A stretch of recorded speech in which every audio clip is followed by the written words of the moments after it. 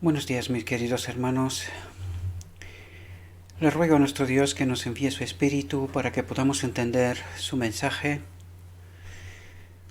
Hoy, mis queridos hermanos, vamos a tratar de entender un texto, una reflexión, reflexionar sobre este texto. Y me gustaría, mis queridos hermanos, que estéis atentos. Os lo he pedido en la última reflexión, que en realidad debería de haber sido la tercera. Creo que he cometido un error en este sentido. Pero os invito a que veáis esta, la siguiente, y que la que hicimos con la última que hicimos sea la tercera, para que podáis tener una línea de tiempo continua, la explicación que el cielo nos envió en su día, ¿verdad? Y que tiene que servirnos hoy para poder comprender las profundidades de lo que nuestro Dios trata de ayudarnos a entender, ¿verdad? Os pido disculpas porque lo he hecho así, no he sido atento y he empezado con el final. En realidad debería de haber empezado por el principio. Pero os recordaré esto en esta ocasión, y en la siguiente también trataré, por la gracia de Dios, no olvidarme y recordaros que la última reflexión, la que hicimos, tiene que ser en realidad la tercera, ¿verdad? Y esta es la primera y la siguiente, pues la segunda, ¿verdad? Para que tengamos una línea de entendimiento correcta, ¿verdad? De las cosas. Bien, mis queridos hermanos, también quiero atraer la atención, como lo hice en la última, que tengáis presente cuál era el entendimiento de, de los pioneros, ¿verdad? Y cómo hemos ido perdiendo, ¿verdad? Esta enseñanza, ¿verdad? Esta revelación que Dios nos dio, ¿verdad? Es de 915, os lo digo una vez más, creo que es 15 si no me equivoco. Y, y vais a ver que teníamos esta enseñanza, ¿verdad? Teníamos toda esta luz, pero por alguna razón, y son razones que ya hemos comentado y seguramente tocará comentar en otras ocasiones también, ¿verdad? ¿Cómo hemos perdido, verdad, esta luz? Y hemos llegado a entender tan mal el Evangelio, ¿verdad? Y esa es la explicación de por qué Cristo no viene todavía. Porque estaba esperando un pueblo que entienda este mensaje, ¿verdad? Que entienda esta luz y que pueda glorificar su nombre. Y no podemos glorificar su nombre si no entendemos esa realidad, mis queridos hermanos. Vais a ver que yo cuando traté de preparar esta reflexión, ¿verdad? Hoy he tardado un poco porque no he visto tanta nevada aquí en Zaragoza, donde vivo yo en España, en los últimos 20 años, ¿verdad? Tuve que hacerme hueco para poder llegar al garaje de mi casa. Y luego me costó porque tenía previsto seguir con otra reflexión, luego me di cuenta del error, o sea, quería seguir con la línea inversa 3-2-1, la reflexión 3-2-1, pero me di cuenta que he cometido un error, que debería de haber empezado al revés. Por eso trato de reparar este error, y por eso os lo digo, ¿verdad? Para que podáis entender bien lo que realmente Dios trata de transmitirnos en la manera que Él lo hizo. Y tuve que preparar esta reflexión, que es o el orden correcto como debería de haber trabajado, ¿verdad? Eh, y por eso he tardado un poco, pero cuando la entendí, cuando la estudié, la entendí, reflexioné sobre ella, me quedé maravillado, y seguramente que vosotros también lo estaréis, porque yo no puedo entender cómo es posible que nos hemos dejado engañados de esta manera, mis queridos hermanos, teniendo la luz y sin embargo estar hoy día tan confundidos, cuando nosotros teníamos un mensaje claro, un mensaje que tenía que ser revelador para el mundo, y hoy en día hemos llegado peor que el mundo, porque estamos confundidos. El mundo al menos está en desconocimiento de si hay un Dios, hay tantos dioses, si hay... En fin, el mundo también está confundido. ¿Por qué voy a decir otra cosa, no? Pero teológicamente, es decir, tener la luz y dejar de tenerla y entrar en confusión en la que estamos hoy, me parece tremendo, mis queridos hermanos. Y no estoy tratando de señalar a nadie, porque es que ¿a quién vas a señalar? Si debería de empezar conmigo mismo. Hace unos pocos años para atrás estaba tan confundido como cualquier otro, ¿verdad? Doy gracias a Dios porque se me ha revelado esta luz y que he podido entender esta realidad y también soy, o sea, muy contento que puedo compartir con vosotros todo lo que realmente tratamos de entender aquí, de estudiar aquí, ¿no? Pero la verdad que es impactante, ¿no? ¿Cómo es posible que hemos tenido esta luz y hemos llegado a donde estamos sin comprender la auténtica realidad? Bien, la reflexión de hoy está titulada Superando el amor revelado en su plan. Tened presente cómo pensaban los pioneros, cómo pensamos hoy, para que podamos darnos cuenta de la auténtica realidad, la auténtica perspectiva que Dios trata de revelarnos, ¿verdad? Bien, cuando llegó la nota de discordia, un plan eterno estaba listo.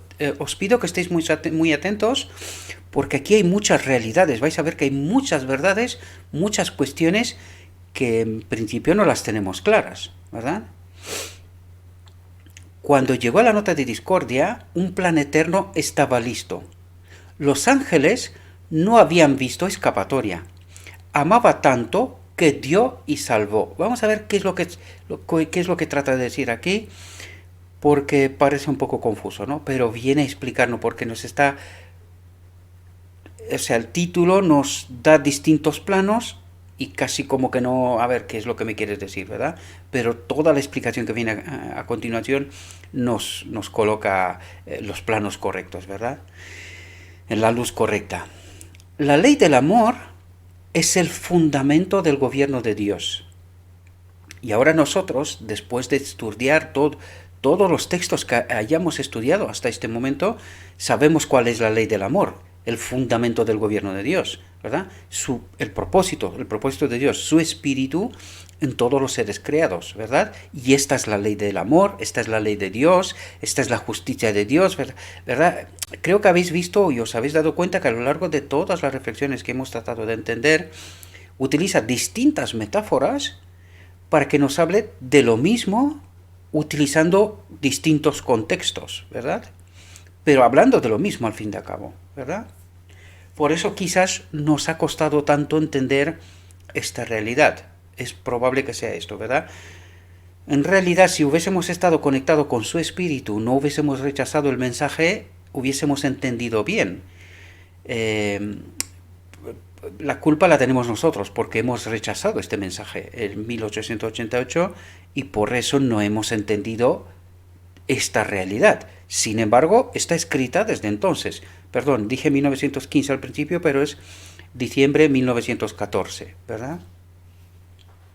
La ley del amor es el fundamento del gobierno de Dios y el servicio del amor, el único servicio aceptable para el cielo.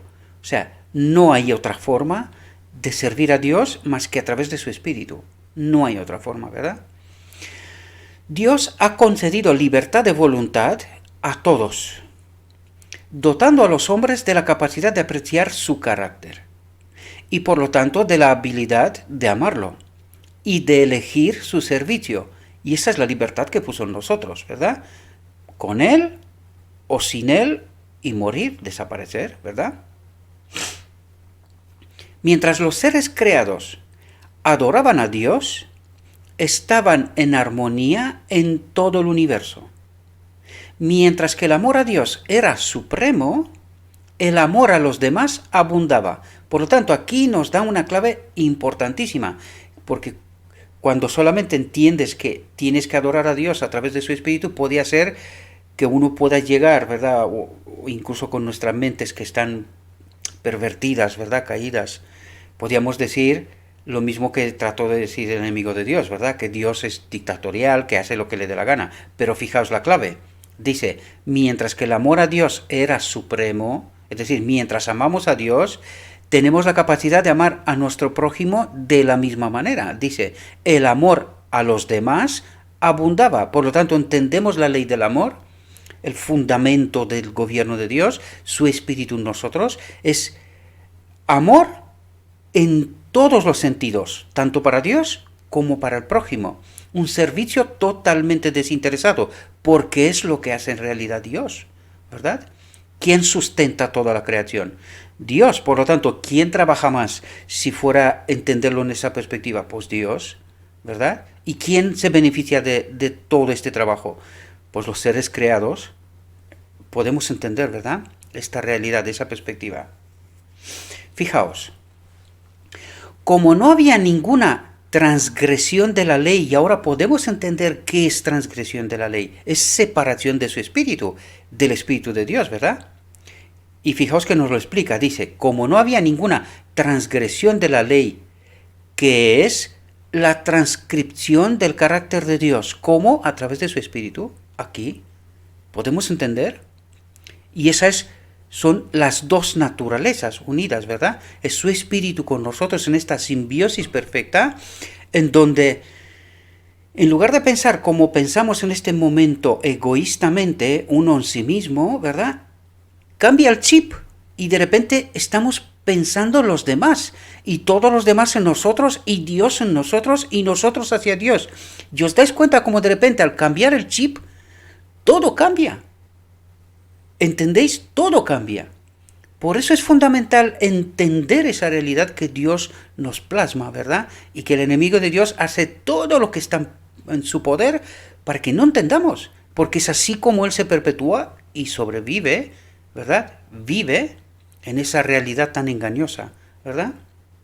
Por lo tanto, como no había ninguna transgresión de la ley, que es la transcripción del carácter de Dios, ninguna nota de discordia alteraba las armonías celestiales, porque si todo el mundo se ama, no hay discordia, ¿verdad? Si todos los demás están pensando en mí, ¿qué puedo reclamar a nadie? O sea, ¿podéis entender? No hay, o sea, ¿qué puedes reclamar?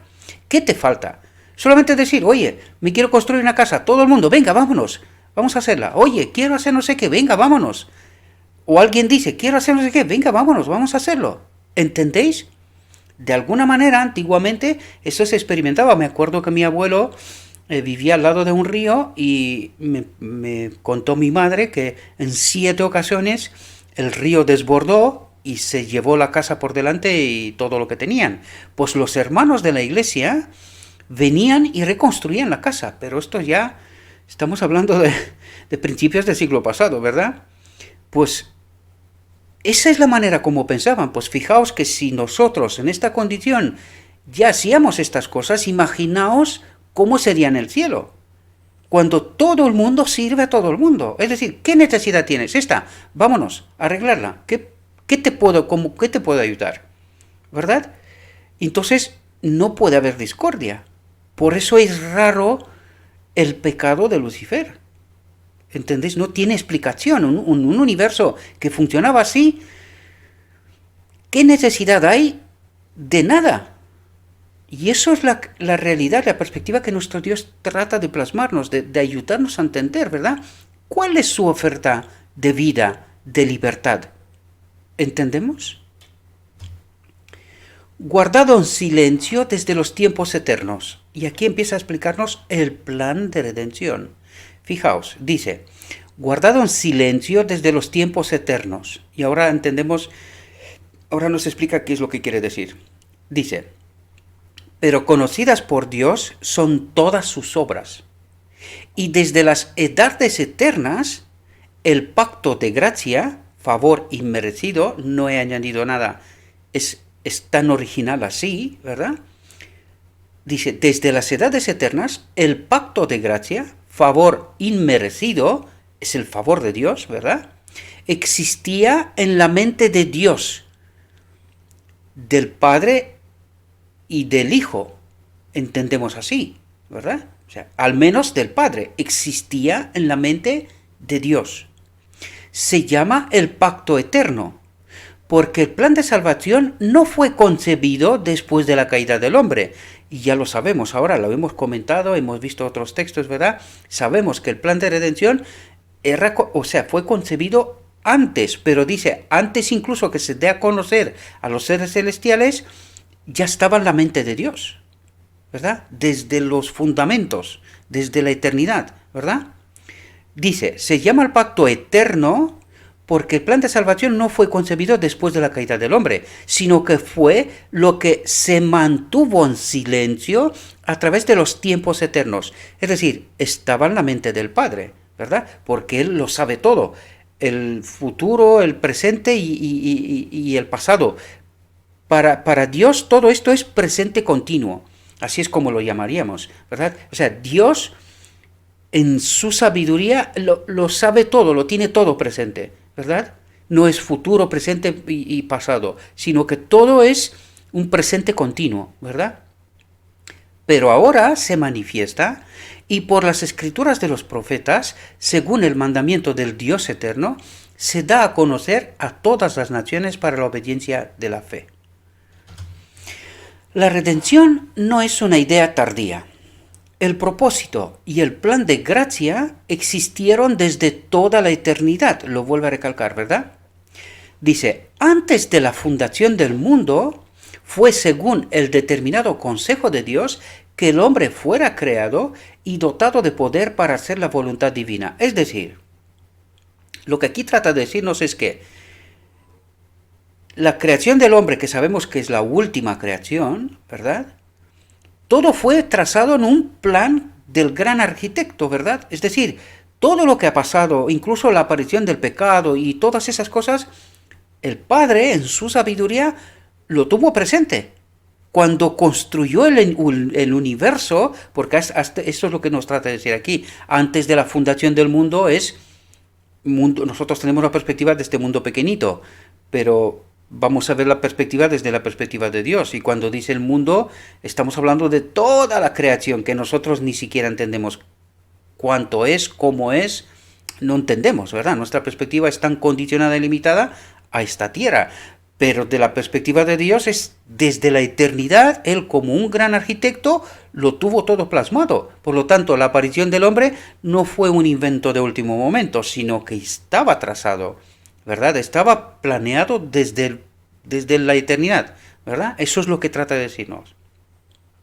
La caída del hombre, con todas sus consecuencias, no fue ocultada al omnipotente. Eso es lo que quiere decir, que él sabía que esto ocurriría, ¿verdad? En algún momento, ¿verdad? Por eso dice, no fue ocultada al omnipotente. Lo tenía presente, tenía claro que ocurriría, ¿verdad? La redención no fue un pensamiento posterior, un plan formulado después de la caída de Adán, sino un propósito eterno. Es decir, lo tenía claro, lo tenía previsto, estaba todo puesto en orden desde el principio, desde la eternidad, ¿verdad? Y fijaos lo que dice aquí. Sufrió, ¿quién?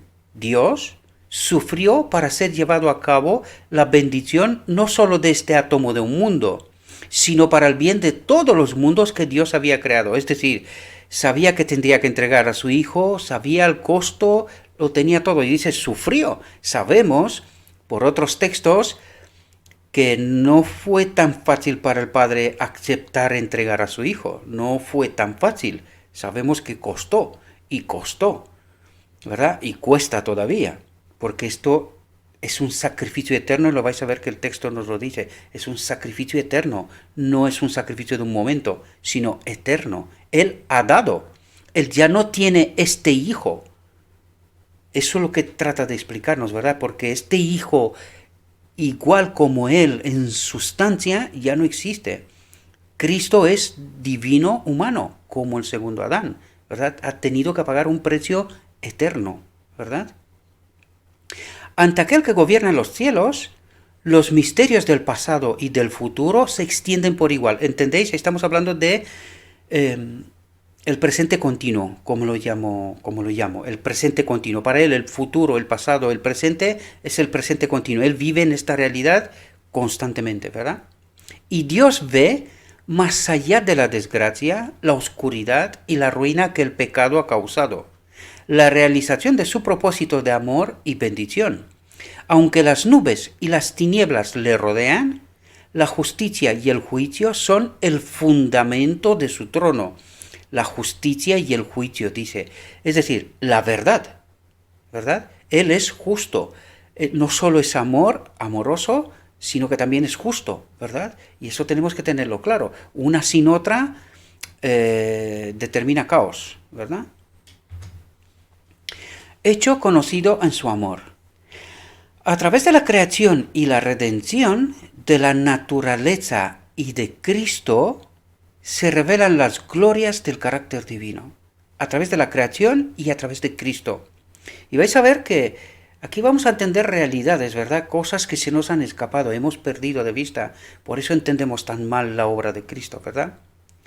Por la maravillosa muestra de su amor al dar a su Hijo unigénito para que todo el que crea en Él no perezca, sino que tenga vida eterna, atentos, porque esto es lo que Cristo viene en realidad a hacer. El carácter de Dios se revela a través de las inteligencias del universo, de su Espíritu y de Cristo. Y vais a ver por qué digo esto, lo vais a entender por qué es tan fundamental. A través de Cristo, nuestro Padre Celestial es conocido como el Dios de amor. A través de Cristo, pero cuando entendemos que en Cristo habitaba el Padre, ahora podemos entender cuando dice el carácter de Cristo, el carácter de Dios se revela a través de las inteligencias del universo. ¿Y cuáles son estas? Su Espíritu que habitaba en Cristo, ¿verdad?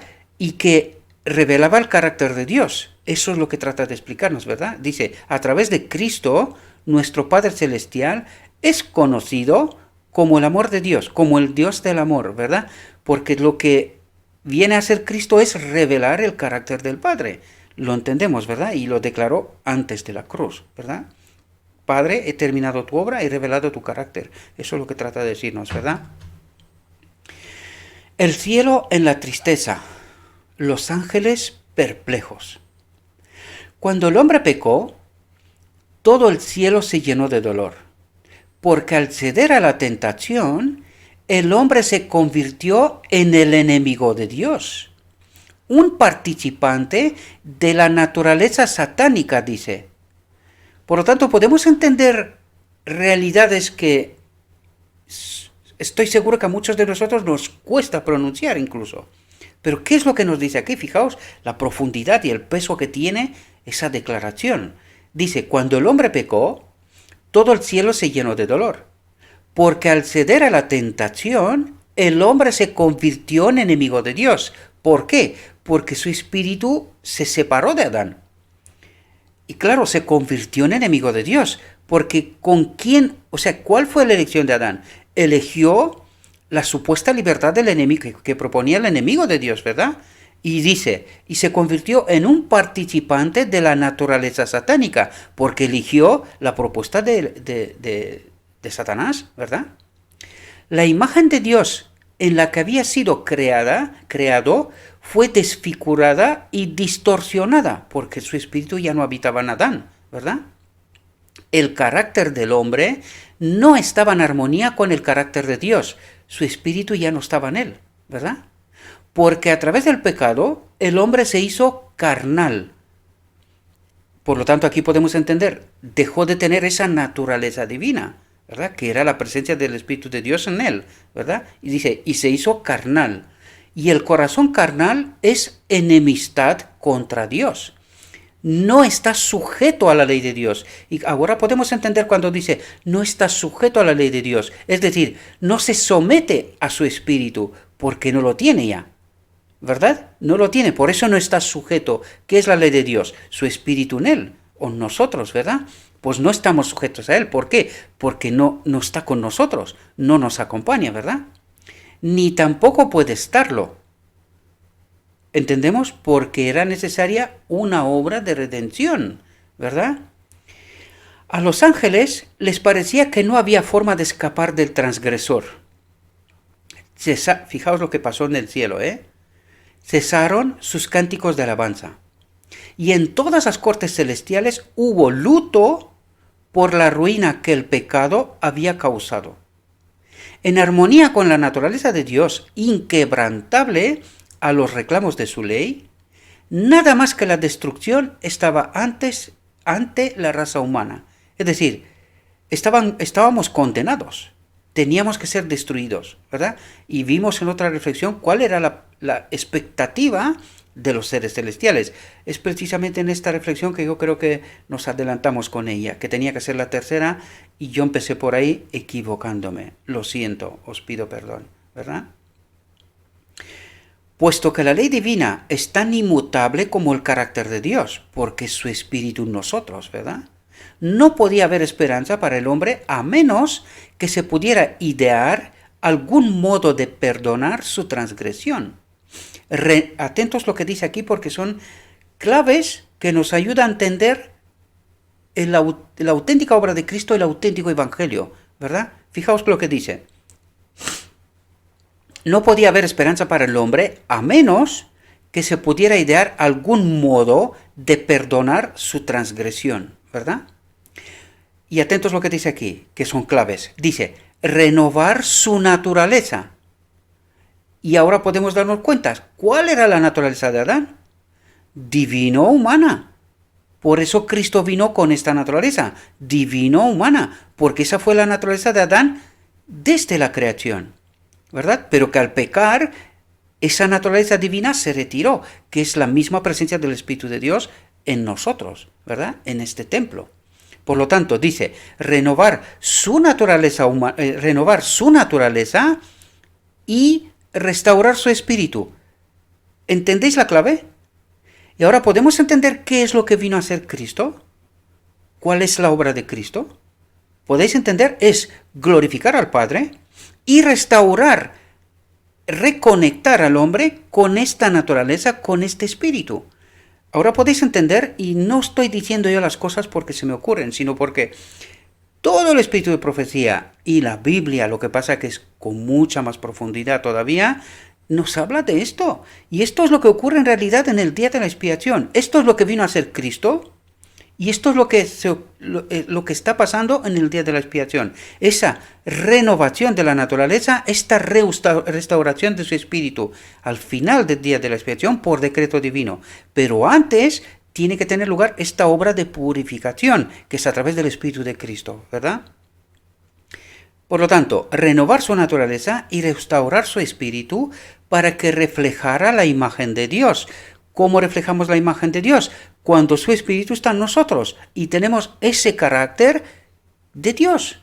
Porque su espíritu en nosotros es ese carácter que nosotros dijimos que es el pasaporte para poder entrar en el reino de Dios. Es esta reconexión hecha que ocurre al final del día de la expiación. ¿Entendemos? El amor divino había concebido tal plan. Lo que decían ángeles antes. O sea, al menos que se concibiera un plan para ser perdonado, ¿verdad? De la transgresión. Pues dice, el amor divino había concebido tal plan. Fue a través de la tergiversación de Satanás del carácter de Dios que el hombre fue llevado, y ahora tenemos que entender cuál es el problema de fondo, ¿verdad? Porque nosotros en alguna reflexión anterior hablamos de que Adán tenía que actuar como una especie de juez, ¿verdad? En elegir cuál plan era y le parecía que era el mejor, ¿verdad? Desgraciadamente se equivocó. Pues aquí podemos ver, dice, fue a través de la tergiversación de Satanás del carácter de Dios que el hombre fue llevado a dudar de la realidad de su amor, del amor de Dios. A dudar, dice, dudó. Y al dudar, ¿qué eligió? Contrario a la voluntad de Dios, a pesar de que fue advertido, ¿verdad?, de esta situación.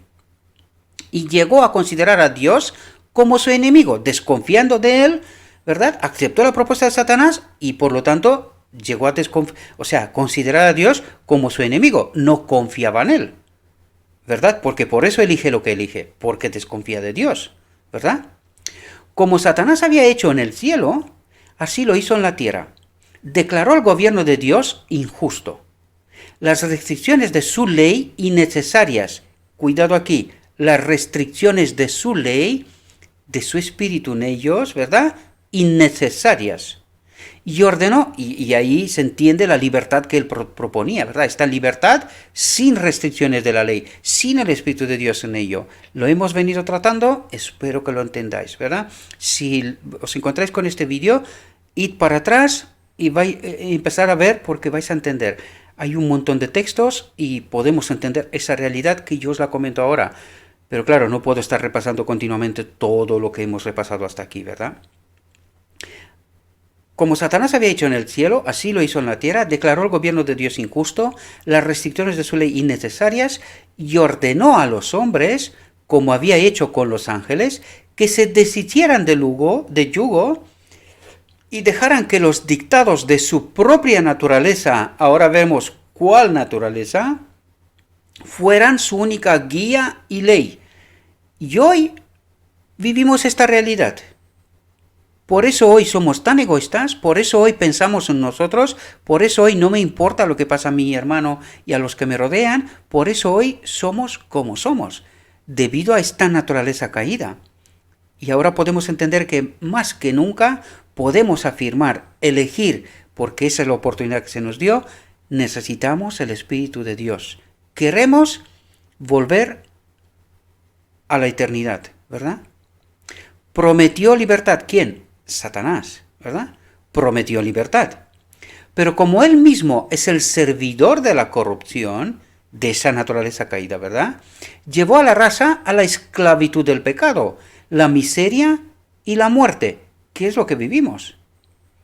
Representó a Dios como reclamando todo y sin dar nada, como requiriendo el servicio de los hombres para su propia gloria, pero sin negarse nada para el bien del hombre.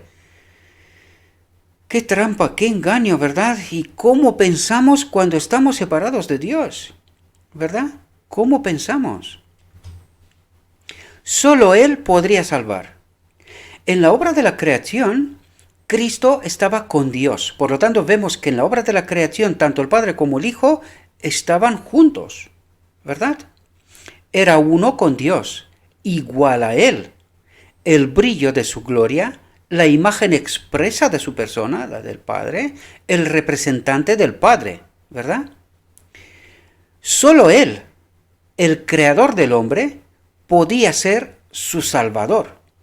Ningún ángel del cielo podía revelar el Padre al pecador y ganarlo de nuevo a la lealtad a Dios. Y aquí hay una clave, por eso lo puse en rojo, ¿verdad? No porque es algo negativo, sino porque es una clave sumamente importante para entender una realidad. Dice, ningún ángel del cielo podía revelar al Padre al pecador. ¿Por qué era necesario revelar al Padre? Porque Adán eligió mal. ¿Y por qué eligió mal? Porque desconfió del Padre. Entonces, ¿qué es lo que viene Cristo a hacer? Rehacer esta relación de confianza. ¿Podéis entender? Por eso es necesario que Cristo revele al Padre para que yo hoy y tú, mi querido hermano, puedas elegir con conocimiento. ¿Quién es el Padre? ¿Merece mi desconfianza o merece mi confianza? ¿Podéis entender? Porque fijaos, ¿qué es lo que ha hecho el Padre? Tanto nos amó que dio a su Hijo para rescatarme de la muerte. Por lo tanto, ahora puedo elegir con conocimiento cuál es la oferta del enemigo de Dios y cuál es la auténtica oferta de Dios. ¿Entendéis? Por eso era necesario que Cristo vuelva a rehacer esta confianza, esta relación con el Creador, ¿verdad? Y dice, y ganarlo de nuevo a la lealtad de Dios, porque habíamos elegido otra lealtad, ¿verdad? De la cual vemos hoy las consecuencias. Pero Cristo podía manifestar el amor del Padre, porque Dios, atentos a lo que dice aquí, porque Dios estaba en Cristo, reconciliando al mundo consigo mismo. Por lo tanto, podemos ver de nuevo en la obra de expiación, entiéndase, reconexión al hombre con su espíritu, el mismo Padre también está presente en Cristo, porque fijaos lo que dice, porque Dios, el Padre, estaba en Cristo, reconciliando al mundo consigo mismo. Es decir, esta obra compleja de Cristo no es solo de Cristo, sino que es también del Padre. ¿Entendéis lo que está diciendo el texto? Cristo podía ser el hombre del día, el hombre de la luz, el hombre que trae la luz a la tierra, ¿verdad? Entre un Dios santo y la humanidad perdida. Uno que podía poner su mano sobre ambos, al hombre pecador y al Padre. entendemos la intermediación que hace Cristo, ¿verdad? Nadie más que Cristo podía redimir al hombre de la maldición de la ley. Se propuso asumir la culpa y la vergüenza del pecado, tan ofensivo a los ojos de Dios que requeriría la separación de su Padre. Y ahora podemos entender qué ha pasado en la cruz. ¿Entendéis el precio? Dice, se propuso asumir la culpa y la vergüenza del pecado, tan ofensivo a los ojos de Dios que requeriría la separación de su Padre. Y por eso Cristo en la cruz dice, Padre, ¿por qué me has abandonado? Pues tenía que abandonarlo, porque si no, Cristo no podía morir, ¿verdad? Y fijaos lo que dice aquí. Cristo se propuso llegar a las profundidades de la degradación y el infortunio del hombre y restaurar el alma arrepentida, clave, alma arrepentida. La que no está arrepentida, no. Por lo tanto, restaurar el alma arrepentida y creyente a la armonía con Dios. Es decir, vino a reconectar al hombre con su espíritu, ¿verdad? Y es lo que ha pasado en Pentecostés en realidad, ¿verdad? El Cordero inmolado desde la fundación del mundo. Entonces, ¿cuándo se hizo el sacrificio para la expiación? ¿Podéis entenderlo? El Cordero inmolado desde la fundación del mundo se ofreció a sí mismo como sacrificio y sustituto de los hijos caídos de Adán. Por lo tanto, ¿entendemos dónde se ha hecho el sacrificio para la expiación? Se hizo en el cielo. ¿Podemos entenderlo? Y se fructificó en la encarnación. ¿Entendéis?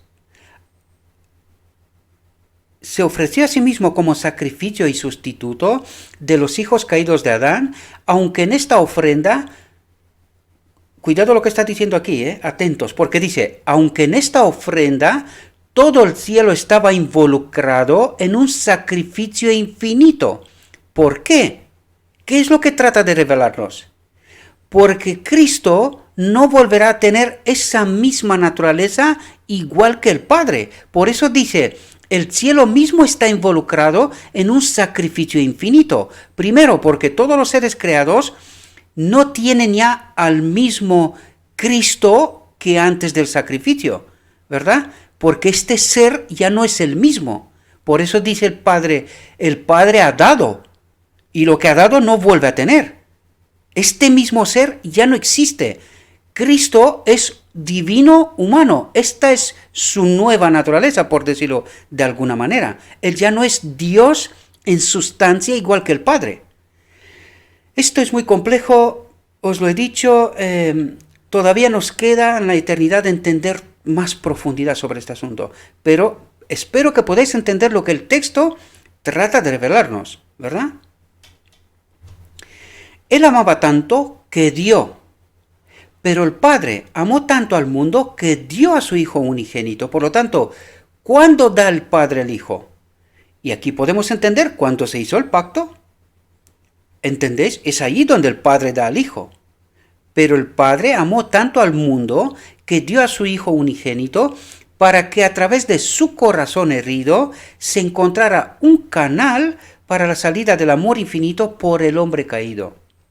El hombre se había degradado tanto por el pecado, su naturaleza tan pervertida por el mal, que le era imposible por sí mismo llegar a la armonía con Dios, cuya naturaleza es la pureza y el amor. Por lo tanto, entendemos que necesitábamos a alguien que nos vuelva a reconectar con su espíritu, que pague el precio, ¿verdad? Y esta es la obra de Cristo, esta obra múltiple, ¿verdad? Fijaos, pero Cristo lo redimió de la condena de la ley e impartió el poder divino, y a través de la cooperación del hombre, el pecador pudo ser restaurado a su estado perdido. Vamos a ver qué es lo que nos trata de decir aquí. Dice, pero Cristo lo redimió de la condena de la ley. ¿Cuál es la condena de la ley?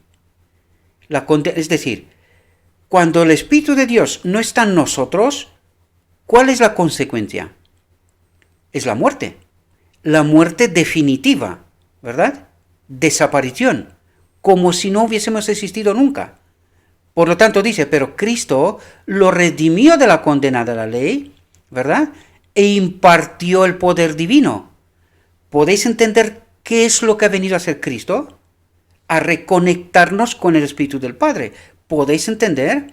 Y a través de la cooperación del hombre. Y este es el problema que el hombre tiene.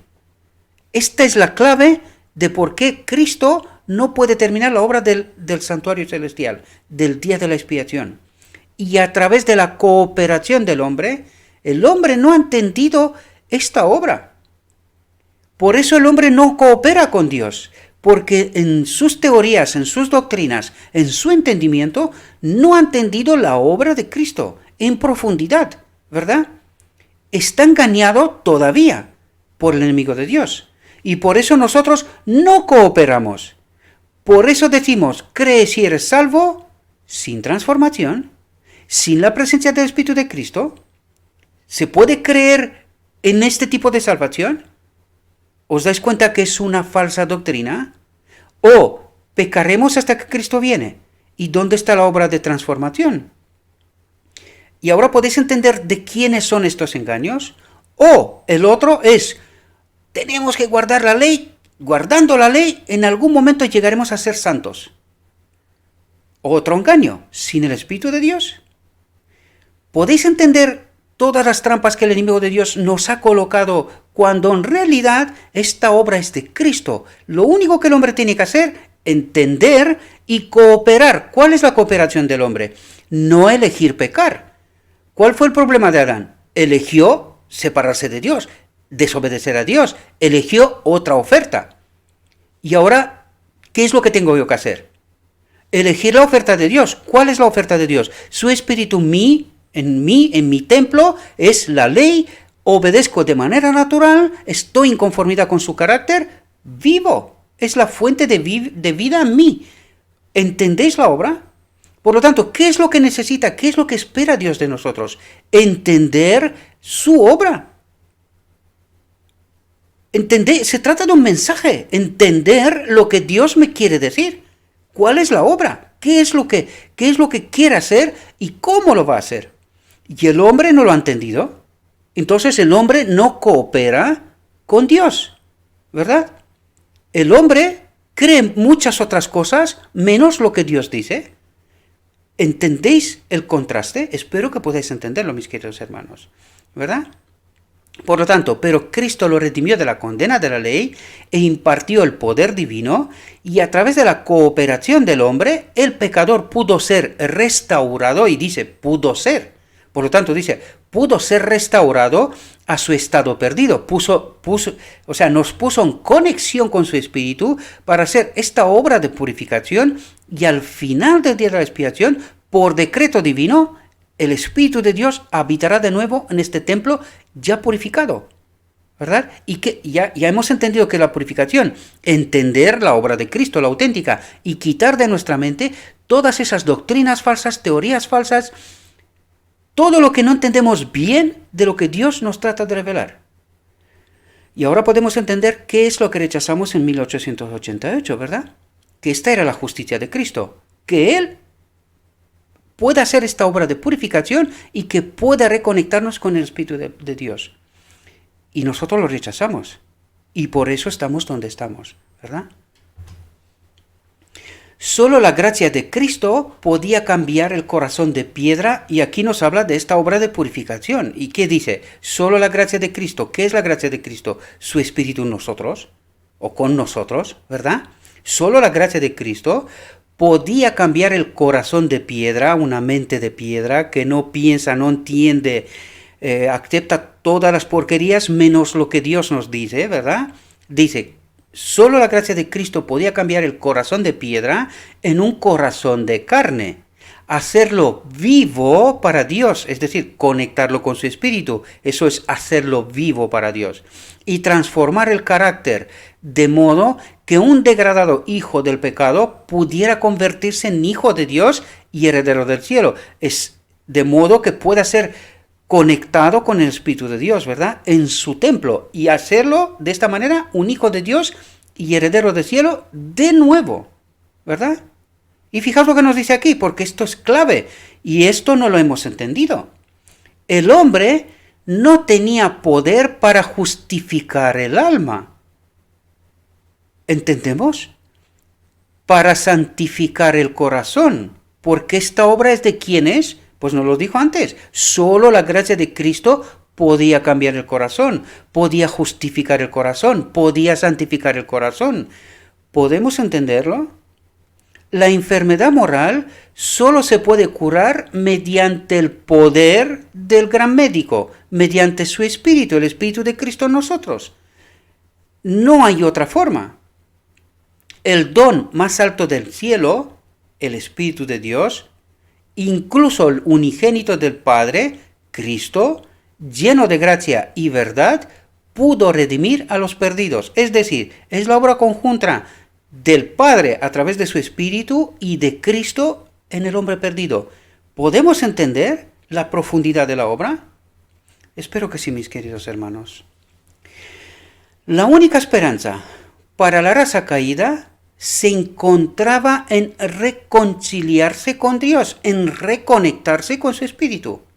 Y dice, la única esperanza para la raza caída se encontraba en reconciliarse con Dios, reconectarse con su Espíritu.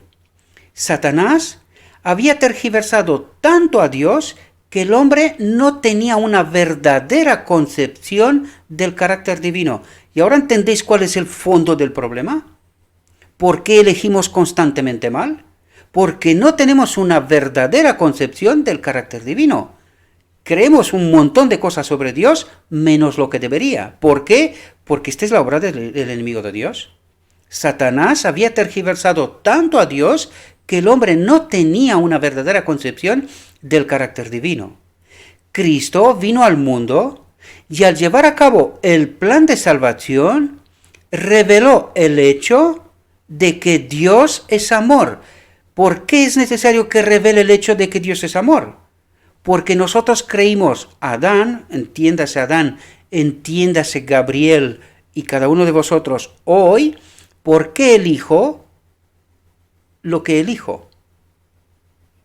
Entiendo que mi Dios es amor, entiendo que someterme a su voluntad es amor, es servicio desinteresado, confío plenamente en Dios de esta vez. Por eso Cristo era necesario que venga a revelar el carácter del Padre, para que yo pueda elegir con conocimiento de nuevo bien. Si de nuevo elijo mal, moriré. ¿Entendéis? Esto es lo que vino a ser Cristo. Por lo tanto, Cristo vino al mundo y al llevar a cabo el plan de salvación, reveló el hecho de que Dios es amor, es digno de confianza, de plena y absoluta confianza. Si después de vivir en este mundo, después de vivir esta supuesta libertad del enemigo de Dios, todavía elijo este mundo, lo que sea de aquí, y no confío plenamente en Dios, moriré. Porque ya he elegido mal por segunda vez. Espero que podáis entender la perspectiva que Dios nos plantea, mis queridos hermanos. Espero que podáis entender la profundidad y la maravilla de la obra que Dios ha hecho, mis queridos hermanos. Este texto es una reflexión extraordinaria. Os invito de toda mi alma, con toda mi alma, quedaos a reflexionar sobre el texto. Sé que está en inglés, pero ya tenéis la traducción, ¿verdad? Parad y reflexionad con profundidad sobre este texto. No tenéis que quedaros con lo que yo os digo, mis queridos hermanos. Os lo ruego en nombre de Cristo, por favor. Tenéis que tener vuestra propia convicción, ¿verdad? Yo os hablo desde la mía, es mi convicción. Pero, perdón, vosotros tenéis que tener vuestra propia convicción, ¿verdad? Porque es así como recibiremos poder, es decir, entendimiento, ¿verdad? Y es así como se obra purificación. Porque yo necesito tener esta plena y total confianza en Dios. Elegir a Dios sin dudar. Porque esto es lo que hizo Adán. Dudó y eligió mal. Pues nosotros no podemos volver a dudar. Lo tenemos todo. la supuesta libertad que nos propuso el enemigo de Dios, tenemos la propuesta de Dios explicada a través del Evangelio, lo tenemos todo. Por eso es necesario un pueblo al final del tiempo que entienda en profundidad lo que Dios trata de revelarnos y hacer una elección segura, confiando plenamente, absolutamente en Dios. ¿Entendéis por qué es necesaria esta última generación? Bueno, mis queridos hermanos, espero que os sirva esta reflexión, acérquese a ella, trate de entender por sí mismo cada uno de vosotros, y le ruego a nuestro Dios que Él envíe su Espíritu, que nos capacite a cada uno de nosotros, impresione nuestra mente y que podamos entender su perspectiva, su realidad. Os deseo, mis queridos hermanos, que tengáis un próspero día y que en todo lo que os he dicho, os lo he dicho en nombre de Cristo Jesús. Amén.